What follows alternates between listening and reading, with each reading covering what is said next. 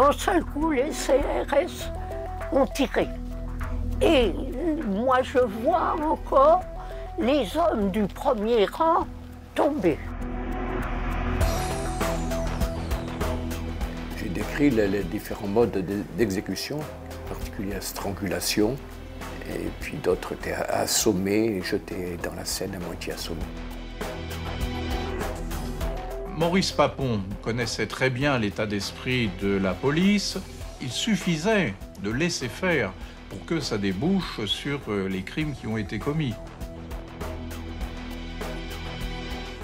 Bonjour à tous et bienvenue dans ce nouveau numéro de C'est en France. Cette semaine, nous revenons sur un passage sombre de l'histoire, celui du massacre d'octobre 61. À l'époque, nous sommes en pleine guerre d'Algérie et des Algériens décident de manifester pacifiquement ici pour demander l'indépendance de leur pays, mais aussi la levée du couvre-feu qui les vise. La répression, elle, sera sanglante. Selon les historiens, il y a eu au moins 200 morts et certaines victimes ont été noyées ici, dans la Seine. Début octobre 1961, en pleine guerre d'Algérie. Maurice Papon, préfet de police de Paris, annonce l'instauration d'un couvre-feu à l'encontre de ce qu'on appelle alors les Français musulmans d'Algérie. Raison invoquée, lutter contre la vague d'attentats commis par les groupes armés du FLN envers des policiers. Pour protester contre ce couvre-feu, le FLN appelle hommes, femmes et enfants à une manifestation pacifique le 17 octobre. Ce jour-là, 20 000 à 40 000 personnes selon les estimations affluent vers Paris. Face à eux, 7 000 policiers et 1400 CRS et gendarmes mobiles. La répression sera terrible.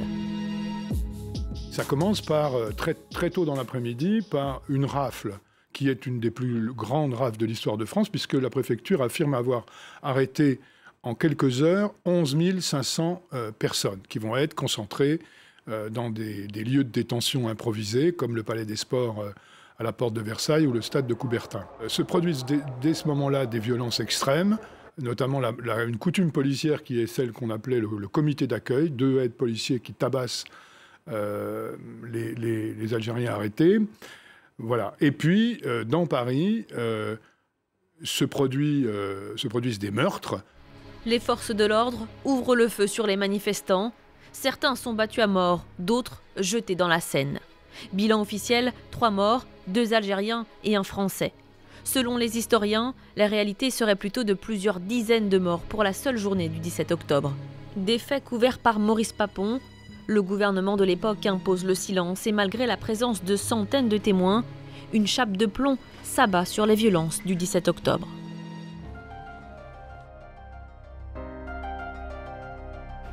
Le massacre du 17 octobre 1961 est le plus meurtrier commis en France depuis la fin de la Seconde Guerre mondiale. Il a longtemps été occulté de la mémoire collective et une censure avait même été mise en place par les autorités de l'époque. Il a fallu attendre 40 ans avant que les faits soient reconnus. Combien de personnes la police a-t-elle tué le 17 octobre 1961 lors de la manifestation contre le couvre-feu visant les Franco-Algériens ? La disparition d'une partie des archives, sa destruction peut-être, rend l'enquête difficile. Des dizaines de corps sont retrouvés dans la Seine les jours qui suivent. Certains historiens estiment le nombre de victimes à plus de 200.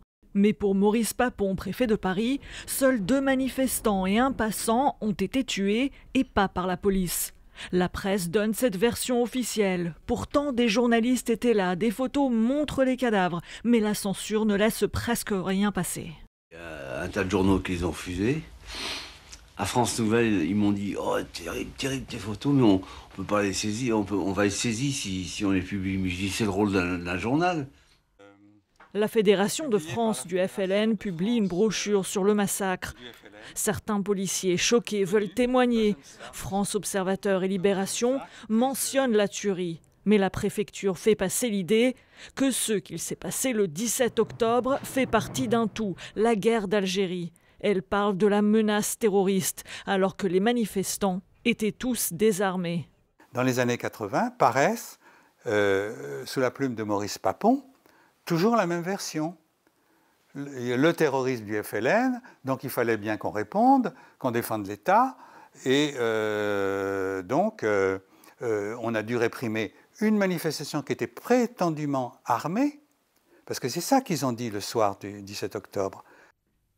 Dans les caves du tribunal de Paris, des registres égrènent des noms de victimes, d'autres restent sans identité. Mais personne d'extérieur n'a accès à ces documents, classés presque 30 ans plus tard aux archives de Paris. Là aussi, les historiens et journalistes sont indésirables. En 1998, un historien, Jean-Luc Hénaudy, dénonce le massacre et accuse Papon d'en être à l'origine. Maurice Papon, durant le 17 octobre, connaissait très bien l'état d'esprit de la police, savait dès le départ qu'il y avait une volonté de vengeance et il a laissé faire. Hein. Il suffisait de laisser faire pour que ça débouche sur les crimes qui ont été commis. Lorsque l'ancien préfet le poursuit en diffamation, Jean-Luc Hénaudy peut faire sa démonstration.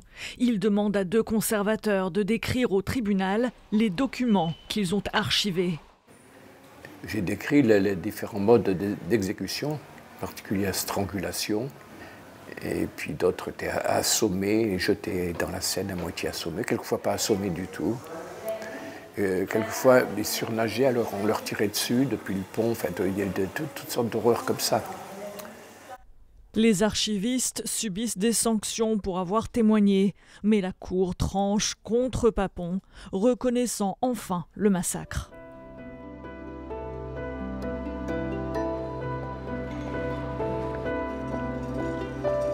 Les témoins de ce massacre du 17 octobre 1961 sont aujourd'hui peu nombreux. Notre journaliste Karim Yayaoui a pu rencontrer une manifestante, elle a aujourd'hui 92 ans. Le 17 au soir, il y avait des hommes à la sortie qui arrêtaient tous les hommes qui sortaient du bidonville pour vérifier qu'ils n'aient pas même un canif sur eux. Et à ce moment-là, on est parti. Au rond-point des Bergères, on a vu arriver tous ceux qui venaient des banlieues d'à côté, dans un silence impressionnant. La seule chose, moi, que j'ai entendue, c'était « Algérie à nous ». C'était le slogan. Il n'y en avait pas d'autre. C'était le silence. Les femmes et les enfants, par groupe, étaient mélangés aux hommes. Et en seul coup, les CRS ont tiré. Et moi, je vois encore les hommes du premier rang tomber. À ce moment-là, les femmes sont parties sur le côté avec les enfants. Et alors là, les femmes ont rasé les murs pour retourner sur le bidonville à Nanterre parce qu'elles avaient peur qu'on tire des immeubles. Au petit matin, on a vu arriver des hommes complètement esquintés, d'autres hommes en portant, certains qui ne pouvaient plus ni marcher ni rien du tout. C'est là qu'on a compris et qu'on a réalisé ce qui s'était passé. Il y a des hommes, j'ai vu,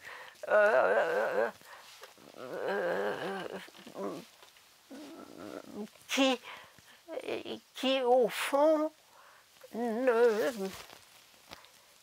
s'en remettront jamais de cette date du 17 octobre, non seulement physiquement, mais au fond il y a eu là quelque chose de très puissant pour tous les Algériens et les Algériennes qui étaient alors là bien décidés à la reconquête de leur pays.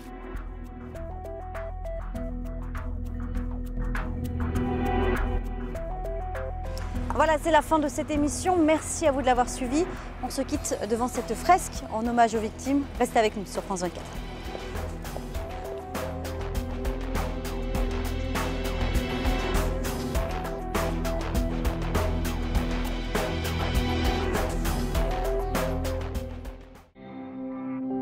C'était votre programme avec Grand Litier, matelas, sommier, convertible. Vous avez regardé votre programme avec La Plagne, 60 ans d'amour de la montagne. La guerre d'Algérie s'éternise depuis 7 ans déjà. Depuis plusieurs mois, les affrontements ont lieu au cœur même de Paris. Le 5 octobre 1961, Maurice Papon, préfet de police, annonce la mise en place d'un couvre-feu pour les seuls FMA, les Français musulmans d'Algérie. Au soir du 17 octobre, à l'appel du FLN, des milliers d'Algériens descendent pacifiquement dans les rues de Paris afin de manifester contre cette mesure discriminatoire. La répression est sans précédent. Des dizaines de morts, des centaines de blessés, des milliers d'arrestations. C'est un massacre au cœur de Paris. 60 ans après, la responsabilité de l'État français n'a pourtant toujours pas été pleinement reconnue par ses représentants. Serge, Jamila, Mafoud et Monique étaient présents.